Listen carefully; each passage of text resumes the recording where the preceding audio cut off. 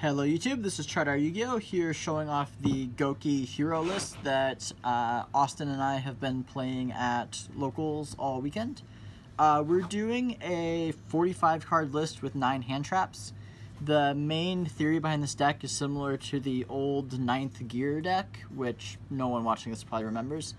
But the idea is that you have 20% of your deck as hand traps, so you should always open one in every 5 card hand with no 2-ofs, since most of them are hard ones per turns.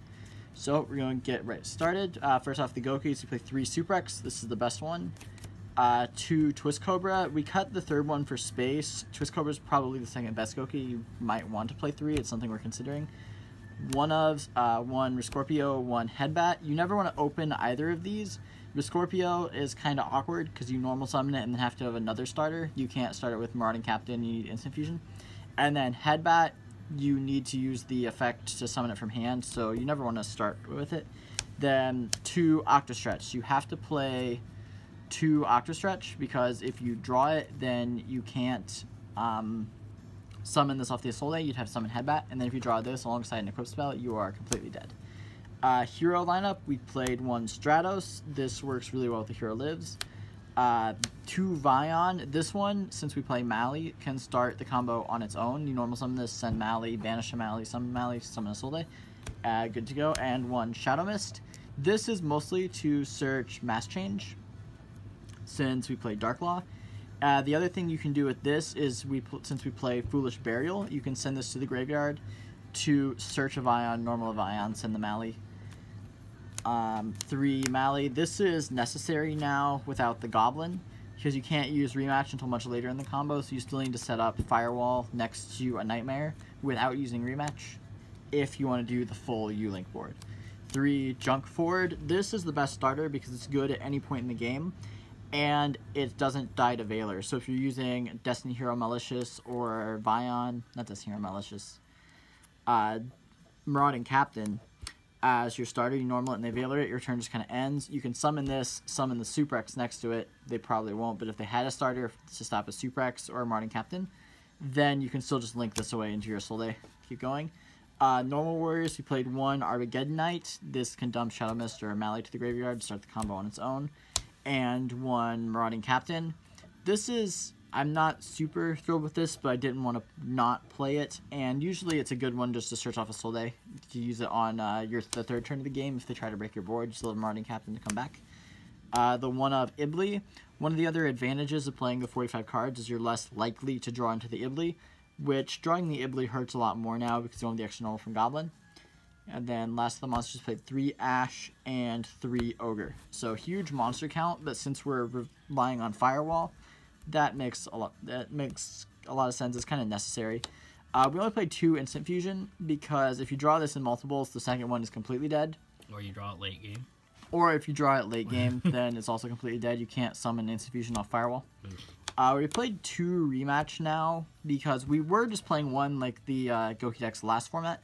Problem we kept running into is the deck's a lot more fragile now, so you can't fight through hand traps as well. You're going to end up in a lot more longer, grindier games, and having the second Rematch helps you stay alive in that. Equip spells, still just Phoenix Blade and Living Fossil. We very briefly toyed around with the idea of playing 4 equip spells to summon a hero off of a Soul Day, but that just proved very inconsistent because if you open up any of your equip spells, which you're very likely to do when you're playing 4 of them, then you still can't summon a level 4 off a Soul Day, and you made your hand worse, so just the 2 of these. Living Fossil is still the best one.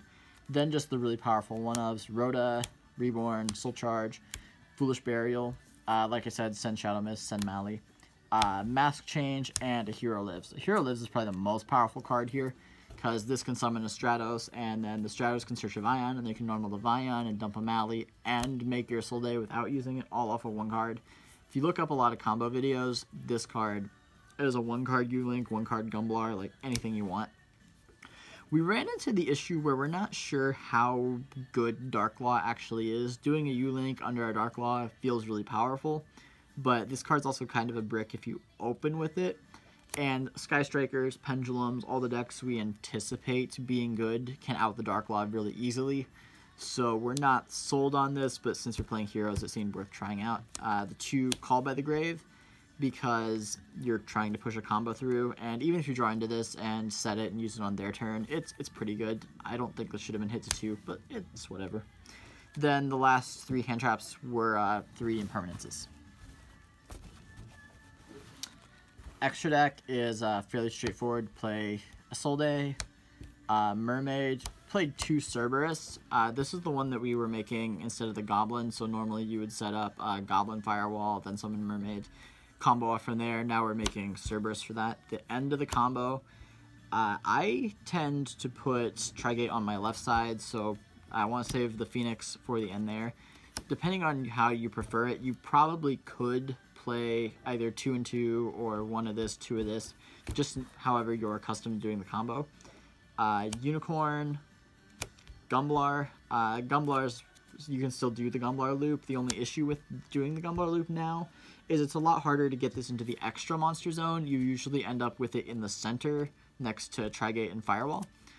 So you have to discard 2 cards, and they discard 2 cards, but this card draws so many cards, your hero cards search so much, you usually don't care. Any of your power spells, Soul Charge, Reborn, you'll just set it before you trigger Gumblar. Firewall, Summon Sorceress, this kind of the reason the deck still exists. Summon Sorceress, get a Mally, it's absolutely insane. Trigate, play a Proxy Dragon, instead of the Goblin to put off Firewall, and then hopefully you shouldn't, under ideal conditions, you won't have had to use your rematch yet, and then you can do your rematch and do what Goblin and normally Ibli would have done before. Underclock Taker, sometimes as a part of the combo you have to get your Link Karibo out of the extra monster zone, so you can link away something next to Firewall and the Link Karibo. This still points down, it still works with Trigate. But then you can summon back the Link Karibo using something to using Octastretch to summon back Link Karibo to trigger Gumblar a second time. Link Karibo, since we're playing Instant Fusion, we play Raijin. Since we're not trying to summon X-Saber Invoker, there's no reason not to use this one. Kind of fringe uses, but the best thing that this one can do is if you start with Instant Fusion, you can set an opposing Dark Law face down, so your stuff isn't banished, and then combo off from there. Then we're playing Dark Law because we're playing the Mass Change. One of the basically the most powerful thing we found that this deck can do is you Gumblar once with a Mass Change set, pass the turn with, instead of an Octastretch, you have a Shadow Mist or any dark hero monster next to your Firewall. Mass Change on the start of their turn, send your hero monster, summon the Dark Law, use that to trigger the Gumblar the second time instead of the Link Karibo. And then, since this is a continuous effect, when it's summoned and the Gumblar triggers, the 2 cards that they discard are banished, and you have a Dark Law on top of your U-Link, on top of your Gumblar. The side deck doesn't really matter. Evenly Matched, we felt, was a lot more powerful this format. And then I just played a few more hand traps, Gammas, Reapers. I played Artifact Engine Imperial Order for when I'm going first, just to have some auto-win cards I can draw into. Side deck will probably change quite a bit, but I wanted to be complete and show what we played. Alright, so thank you for watching, and peace out, YouTube.